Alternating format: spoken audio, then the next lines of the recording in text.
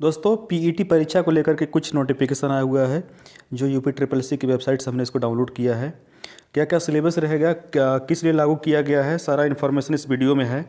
और ये ऑफिशियल बिल्कुल नोटिफिकेशन है जो हमने वहाँ से डाउनलोड किया है।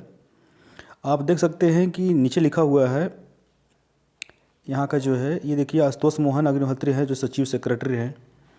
नीचे सब कुछ पढ़ते हैं कि शीतला प्रसाद, देखिए यहाँ पर सब्जेक्ट पढ़ते हैं प्रारंभिक अर्हता परीक्षा के परीक्षा कार्यक्रम पर पाठ्यक्रम पर अनुमोदन के संबंध में। ठीक है, ये 9 फरवरी 2021 को ही आया है। यहाँ पे देखिएगा उपर्युक्त विषय के संबंध में अपने पत्र संख्या इतना इतना इतना 12 फरवरी 2021 के कृपया संदर्भ ग्रहण करने की कष्ट करें, जिसके द्वारा उत्तर प्रदेश अधीनस्थ सेवा चयन आयोग की परिधि में आने वाले सभी पदों पर चयन हेतु प्रथम स्तर पर आयोजित की जाने वाली प्रारंभिक अर्हता परीक्षा पीईटी, प्रीमियरली एलिजिबिलिटी टेस्ट पेट, इसको बोलते हैं पेट। जैसे कि एक टीचर बनने के लिए टेट होता है ना, टीचर एलिजिबिलिटी टेस्ट, उसी तरह से अब जो है प्रिलिमिनरली एलिजिबल टेस्ट जो है पीईटी का एग्ज़ाम हो गया है। तो दोस्तों आप जब भी आपको यूपी ट्रिपल एससी के थ्रू अगर जॉब लेना है, स्पेशली जो है ना आईटीआई वालों के लिए, क्योंकि बहुत सारी वैकेंसीज आती हैं। जैसे कि इससे पहले आया था यूपी टेक्नीशियन का आया था बोरिंग के डिपार्टमेंट में, बोरिंग टेक्नीशियन और ट्यूबवेल ऑपरेटर, ऐसे बहुत सारे वैकेंसीज आती हैं जो आईटीआई बेस्ड पे ही होता है। फिटर, इलेक्ट्रिशियन, वेल्डर, सबके लिए जॉब निकलती रहती है। तो हमें सबसे पहले अब पीईटी देना होगा, इसके बाद ही हम जॉब के लिए एलिजिबल होंगे। जैसे कि टीचर बनने के लिए टेट देना पड़ता है, वैसे अब हमें कोई जॉब लेना है यूपी ट्रिपल एससी में तो हमें पीईटी देना होगा, पीईटी का परीक्षा देना होगा। इसका सिलेबस क्या क्या दोस्तों मैं इस वीडियो में बिल्कुल कंप्लीट डिटेल बताऊंगा कि आपको क्या क्या पढ़ना होगा सिलेबस में और क्या क्या सिलेबस रहेगा।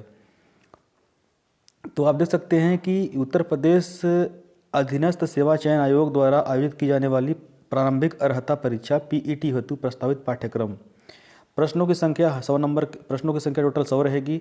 परीक्षा की अवधि 2 घंटा, 2 घंटे का पेपर होगा, पूर्णांक 100 का रहेगा। और सिलेबस क्या रहेगा देख लो। पहले है भारतीय इतिहास है, भारतीय इतिहास में इतने सारे चैप्टर हैं, आप देख लेना क्योंकि लॉन्ग है, आप देख लेना। इसके बाद ये है, इसके बाद आता है कि भारतीय राष्ट्रीय आंदोलन से भी क्वेश्चन आएंगे और क्या क्या आएंगे, कैसे आएंगे, आप देख लेना। इसमें सब कुछ स्क्रीन पर दिख रहा है। और इसके बाद ज्योग्राफी है, भूगोल, भूगोल में नदियाँ, भौतिक मानचित्र, पर्वत, पहाड़, मरुस्थल, शुष्क क्षेत्र, ये सब दिया हुआ है।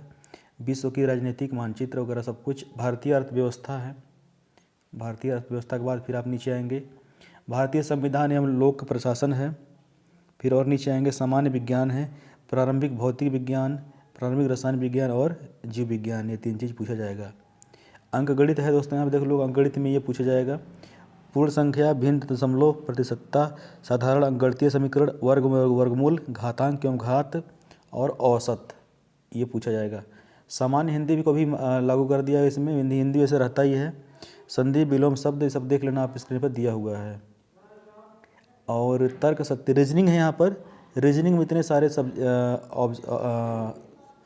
हेडिंग देख सकते हैं आप। बृहत एवं लघु, क्रम एवं रैंकिंग, संबंध, समूह से भिन्न को अलग करना, सांख्यिकी है, सामान्य जागरूकता है, भारत के पड़ोसी देश, देश राजधानी, मुद्रा वगैरह सब कुछ यहाँ पर है।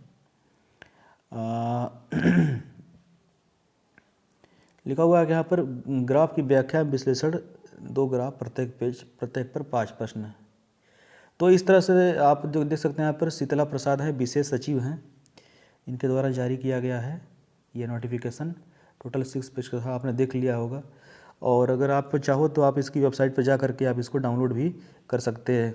तो दोस्तों अब जो है पीईटी परीक्षा देना होगा तभी हमको जॉब मिलेगी यूपी ट्रिपल एससी डिपार्टमेंट में। तो अब अगर जैसे कि पहले होता क्या था कि डायरेक्ट भर्ती निकलती थी और भर्ती निकलने के बाद जो है हमें इंट्रेंस देना होता था, एक ही पेपर होता था। इसके बाद हमें जो है फाइनल ज्वाइनिंग मिलती थी अगर हम मेरिट में आते हैं तो। लेकिन अब ऐसा बिल्कुल नहीं है, पहले हमें पीईटी देना होगा। पीईटी देने के बाद हमें जो है ना एक क्राइटेरिया कि हम इसमें जॉब ले सकते हैं। फिर इसके बाद कोई एक और एग्ज़ाम देना होगा, उसको अगर क्वालिफाइड करते हैं तो हमें जा कर के वहाँ पर जॉब दी जाएगी, अदरवाइज जॉब नहीं मिलेगी। तो दोस्तों इस तरह से ये फार्मूला बनाया गया है यूपी ट्रिपल एससी के द्वारा, अधीनस्थ सेवा चयन आयोग द्वारा। तो आपका कैसा रहा है दोस्तों, आप ज़रूर बताना वीडियो में, क्या यह सही किया गया है या फिर नहीं किया गया है। क्या पहले का सही था, पहले का जो नियम था वो सही था, कि अभी जो बनाया गया है नियम वो सही है।